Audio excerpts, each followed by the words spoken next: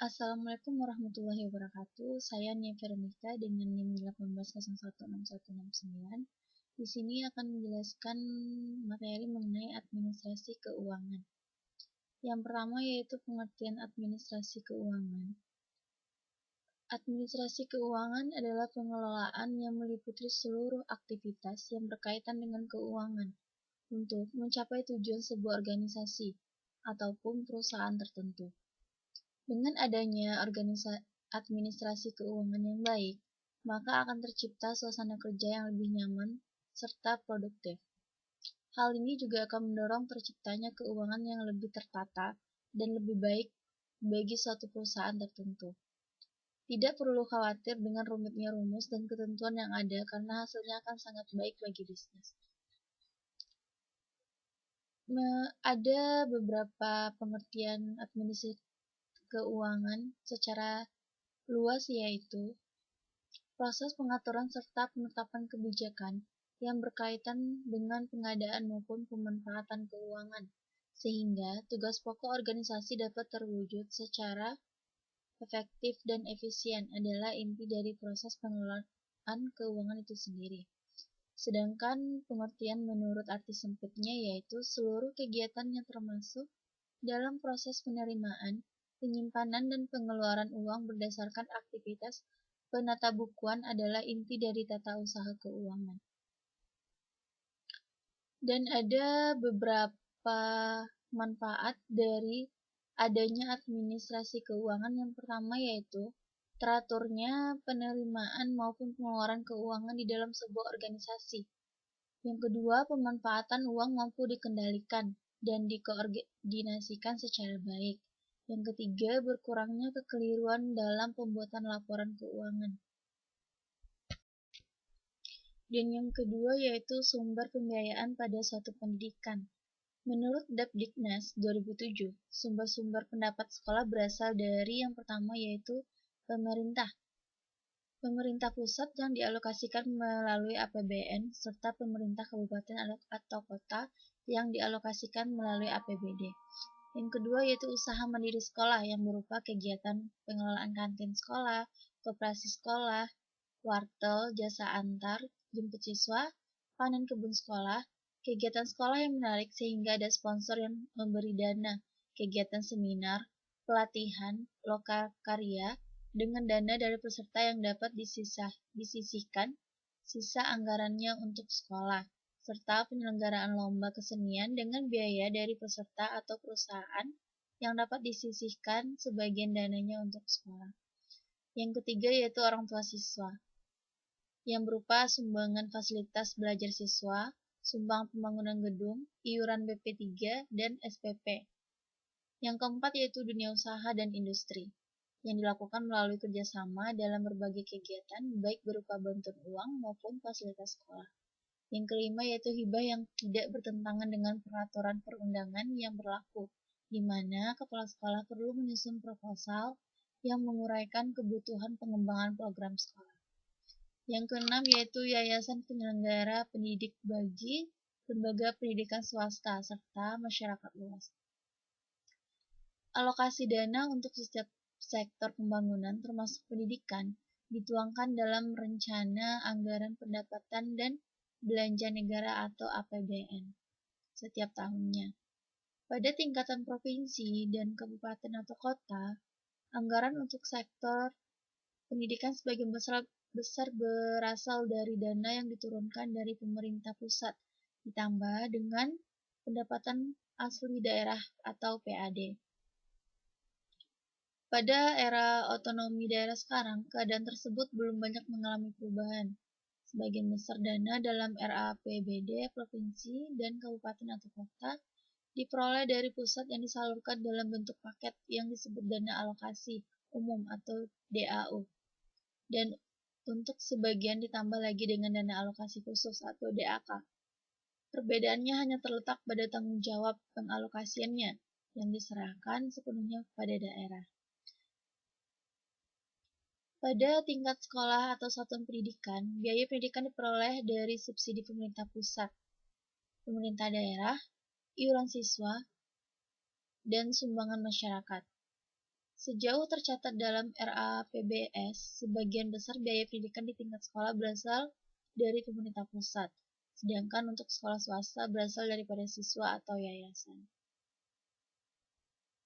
Besar kecilnya biaya pendidikan, terutama pada tingkat satuan pendidikan, berhubungan dengan berbagai indikator mutu pendidikan seperti angka partisipasi, angka putusan sekolah, dan tinggal kelas dan prestasi belajar siswa.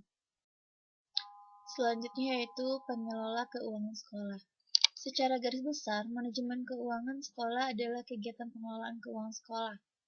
Kegiatan tersebut meliputi perencanaan anggaran, pengorganisasian, pembukuan, pelaksanaan atau pembelanjaan, pengawasan, dan terakhir pertanggungjawaban.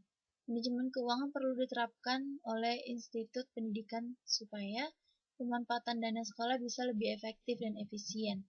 Penggunaan keuangan sekolah bisa lebih transparan dan akuntabilitasnya terjamin. Anggaran bisa digunakan dengan semestinya dan penyalahgunaan anggaran bisa diminimalisir.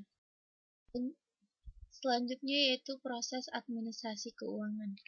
Yang pertama yaitu penyusunan rencana pengembangan sekolah atau RPS. Merupakan salah satu wujud dari salah satu fungsi manajemen sekolah yang amat penting yang harus dimiliki sekolah untuk dijadikan sebagai panduan dalam menyelenggarakan pendidikan di sekolah, baik untuk jangka panjang 20 tahun atau menengah 5 tahun maupun pendek 1 tahun. Rencana pengembangan sekolah atau RPS memiliki fungsi amat penting guna memberi arah dan bimbingan bagi pelaku sekolah dalam rangka pencapaian tujuan sekolah yang lebih baik, peningkatan pengembangan dengan risiko yang kecil untuk mengurangi ketidakpastian masa depan. Standar Nasional Pendidikan atau standar kelulusan kurikulum, proses pendidikan dan tenaga kependidikan, sarana dan prasarana pembiayaan, pengelolaan, dan penilaian pendidikan merupakan substansi penting dalam sistem pengelolaan sekolah yang harus direncanakan sebaik-baiknya dan diakomodir dalam penyusunan rencana pengembangan sekolah atau RPS. Pentingnya rencana pengembangan sekolah atau RPS dimiliki untuk memberi arah dan bimbingan para pelaku sekolah dalam rangka menuju perubahan atau tujuan sekolah yang lebih baik dalam peningkatan, pengembangan, dengan risiko yang kecil dan untuk mengurangi ketidakpastian masa depan.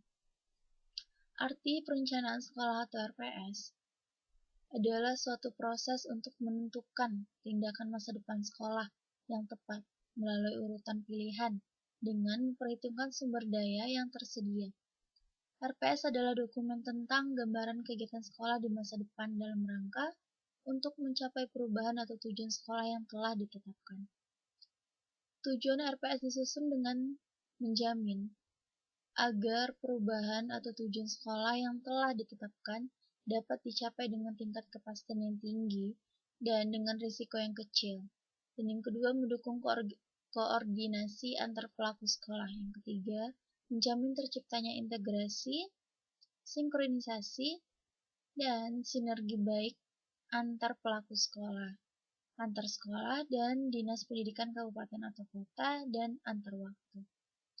Sistem RPS perencanaan sekolah ini satu kesatuan tata cara perencanaan sekolah untuk menghasilkan rencana-rencana sekolah atau RPS dalam jangka panjang, jangka menengah, dan tahunan yang dilaksanakan oleh unsur penyelenggaraan sekolah dan masyarakat diwakili oleh komite sekolah. Selanjutnya yaitu tahap-tahap penyusunan RPS ini. Yang pertama yaitu melakukan analisis lingkungan strategis sekolah. Yang kedua, melakukan analisis situasi untuk mengetahui situasi pendidikan sekolah saat ini dan yang ketiga, memformulasikan pendidikan yang diharapkan di masa depan. Yang ketiga, mencari kesenjangan antara butir 2 dan 3. Selanjutnya, menyusun rencana strategis, menyusun rencana tahunan, melaksanakan rencana tahunan, dan memonitor dan mengevaluasi. Selanjutnya yaitu penyusunan RKAS. Tujuan penyusunan RKAS yang pertama yaitu memberikan arah yang jelas terhadap program sekolah. Yang kedua, merencanakan kegiatan-kegiatan sekolah di masa yang akan datang. Yang ketiga, menjamin tercapainya integrasi, sinkronisasi, dan sinergi pendanaan pada kegiatan-kegiatan sekolah.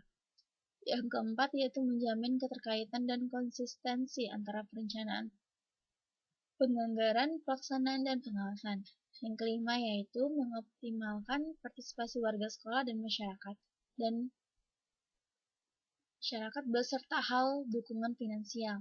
Yang keenam yaitu menjamin tercapainya penggunaan sumber dana secara efisien, efektif, berkeadilan, dan berkesinambungan. Beberapa ketentuan perlu diperhatikan dalam penyusunan RKAS. Ketentuan yang paling mendasar isinya tidak boleh menyimpang dari RKAS. Ketentuan lainnya yaitu yang pertama menggunakan strategi analisis SWOT. Yang kedua, analisis SWOT dilakukan setiap tahun. 3. RKAS merupakan penjabaran dari RKAS. Selanjutnya, RKAS merupakan penjabaran dari RKAS. Program yang direncanakan bersifat lebih operasional. Ada benang merah antara tujuan 4 tahunan dan sasaran tujuan situasional 1 tahunan. Rencana dan program sekolah harus memperhatikan hasil analisis SWOT. Dan ada beberapa langkah dalam penyusunan RKAS dalam administrasi keuangan adalah yang pertama, melakukan analisis lingkungan operasional sekolah. Yang kedua, melakukan analisis pendidikan sekolah saat ini. Yang ketiga, melakukan analisis pendidikan sekolah 1 tahun ke depan yang diharapkan. Yang keempat, menentukan kesenjangan antara situasi sekolah saat ini dan yang diharapkan 1 tahun ke depan. Yang kelima, merumuskan tujuan sekolah selama 1 tahun ke depan, disebut juga dengan sasaran atau tujuan situasional 1 tahun. Yang keenam yaitu mengidentifikasi fungsi-fungsi atau urusan-urusan sekolah untuk dikaji tingkat kesiapannya. Yang ketujuh, melakukan analisis SWOT. Yang kedelapan, merumuskan dan mengidentifikasi alternatif langkah-langkah pemecahan persoalan. Yang kesembilan, menyusun rencana program.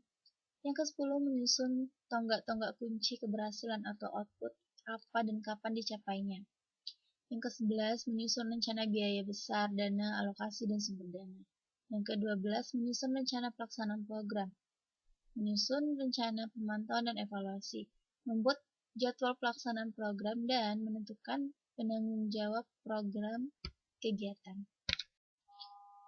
Dan yang selanjutnya yaitu pertanggungjawaban keuangan sekolah. Tanggung jawab yang paling penting pemerintah dan juga terhadap komite sekolah, masyarakat, serta guru-guru adalah laporan mengenai kondisi keuangan sekolah. Penerimaan dan pengeluaran keuangan sekolah harus dilaporkan dan dipertanggungjawabkan secara rutin oleh manajer keuangan sekolah sesuai dengan peraturan yang berlaku. Pelaporan dan pertanggungjawaban anggaran yang berasal dari orang tua, peserta didik, dan masyarakat dilakukan secara rinci dan transparan sesuai dengan sumber dana. Pelaporan dan pertanggungjawaban anggaran yang berasal dari usaha mandiri sekolah dilakukan lainnya. Laporan pertanggungjawaban keuangan ini penting agar pemerintah atau masyarakat pemberi dana tahu untuk apa saja uang yang telah diberikan ke sekolah. Dimanfaatkan apakah kegiatan yang didukung oleh dana tersebut terlaksana atau terimplementasikan sebagaimana yang direncanakan, serta bagaimana hasil kegiatan yang didukung oleh dana tersebut, dan bagaimana dampaknya terhadap pelaksanaan tugas utama sekolah, yaitu pembelajaran peserta didik. Pertanggungjawaban anggaran rutin pembangunan dan PNPB dilakukan dengan memperhatikan ketentuan sebagai berikut.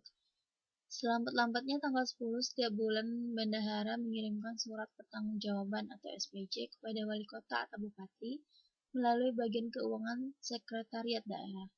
Apabila tanggal 10 bulan berikutnya SPJ belum diterima oleh bagian keuangan sekretariat daerah, maka tanggal 11 dikirimkan surat peringatan 1. Apabila sampai dengan tanggal 20 belum dikirimkannya SPJ juga, maka dibuatkan surat peringatan kedua. Dan yang selanjutnya, perencanaan dan pembuatan anggaran. Di dalam membuat perencanaan keuangan sekolah, ada beberapa hal yang harus diperhatikan. Yang pertama, perencanaan keuangan sekolah harus disesuaikan dengan rencana pengembangan sekolah, baik jangka panjang, jangka menengah, dan jangka pendek. Yang kedua yaitu perencanaan keuangan sekolah harus komprehensif. Artinya adalah perencanaan keuangan sekolah harus mencakup sumber keuangan yang ada dan aktivitas sekolah yang akan dilakukan. Dalam hal ini, yang harus dilakukan adalah menganalisis semua program kegiatan dan prioritasnya. Menganalisis dana yang ada dan yang mungkin bisa diadakan dari berbagai sumber pendapatan dari berbagai kegiatan. Selanjutnya yang ketiga, perencanaan keuangan sekolah harus seimbang antara pengeluaran dengan pemasukan. Jangan sampai pengeluaran lebih besar dari pemasukan. Selanjutnya yaitu pemeriksaan dan pelaporan. Pemeriksaan keuangan adalah rangkaian perbuatan penelitian atas penggunaan faktor dalam proses administrasi, sebagaimana ditetapkan dalam jumlah anggaran untuk menjamin penggunaan faktor uang tersebut sah dan efisien. Ukuran pemeriksaan ialah apakah cara pemerintah menggunakan uang belanja telah sepadan dengan persetujuan DPR.